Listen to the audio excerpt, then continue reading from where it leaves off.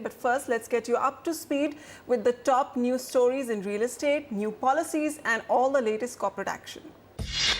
The Delhi Development Authority is all set to launch its biggest ever housing scheme next month, with 2 separate draw of lots. Out of a total of 26,300 flats on offer, 700 flats are set aside exclusively for the economically weaker sections category and will be allotted separately in what's being called a mini draw. As per the guidelines, only those with valid income certificates will be allowed to apply for these flats. According to global property consultant DTZ, the office space absorption in Delhi NCR rose 11% during the April-June quarter when compared to the same period last year.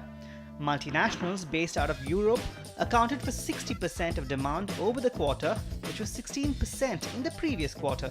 Multinationals based out of US and India contributed 10% and 11% respectively to the overall demand for office space.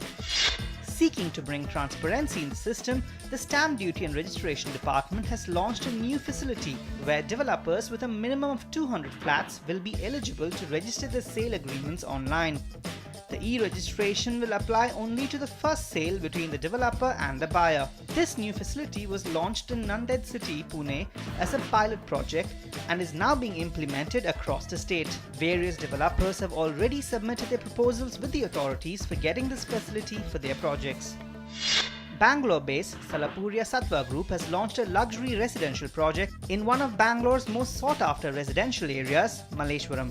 The project, named Luxuria, will offer 197 residential units with premium amenities in configurations of 3 and 4 BHK apartments as well as a few penthouses. Spread over 4 acres, residential apartments and penthouses will come in sizes ranging from 2,000 square feet to about 4,600 square feet. The prices of these residential units range between 2.84 and 3.93 crore rupees.